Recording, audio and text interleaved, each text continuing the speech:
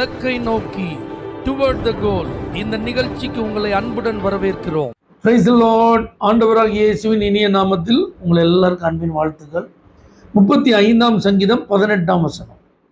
மகா சபையிலே உம்மை துதிப்பேன், திரளான ஜனங்களுக்குள்ளே உம்மை புகழுவேன்.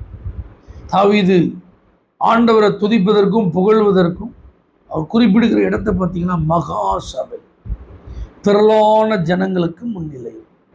ஆனால் இவர் எப்படிப்பட்ட பாதையில் கடந்து போகிறார்? நிறைய பிரச்சனைகளை சந்திக்கிறார். தேவையில்லாமல் நிறைய பேர் அவருடைய லைஃப்பில் குறுக்கிடுறாங்க, நிறைய பேர் அவரை நிந்திக்கிறாங்க, நிறைய பேர் அவரை பரியாசம் பண்ணுறாங்க, காரணமே இல்லை அவருக்கு எதிராக எழும்புறாங்க.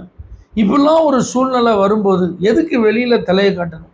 எதுக்கு 4 பேரோடு சேர்ந்து இருக்கணும்? அவங்களோட சேர்ந்து இருக்கிறதுனால என்ன பிரயோஜனம்?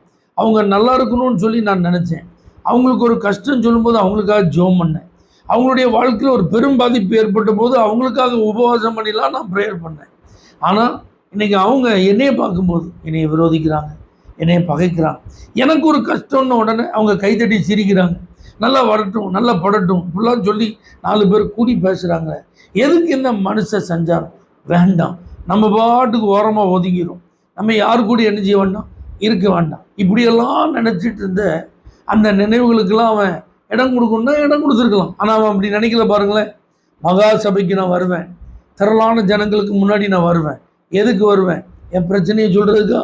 என்னை எல்லாரும் இப்படி பண்ணிட்டாங்க அப்படி சொல்கிறாங்க? இல்லை, கர்த்தரை துதிப்பதற்கு. ஆக இந்த நாள் அப்படிப்பட்ட ஒரு நல்ல நாள்.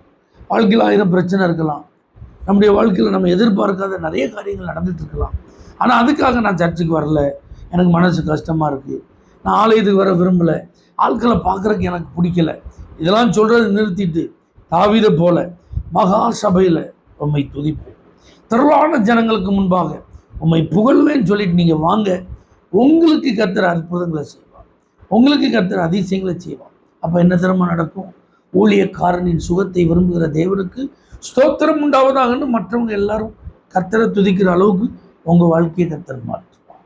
துதித்து பாருங்கள், கர்த்தர் உங்கள் மூலமாய் மற்றவர்கள் துதிக்க உதவி செய்வார். பரிசுத்த ஆவியானவர் இன்றைக்கு எல்லாரும் தேவாலயத்தில் வந்து உங்களை புகழ ஸ்தோத்தரிக்க கிருபைத்தார். இயேசுவின் நாமத்தில் பிதாவே, ஆமென். For prayer contact, Pastor J. Kumar, El Shaddai Ministries, 9500252586, Surandai.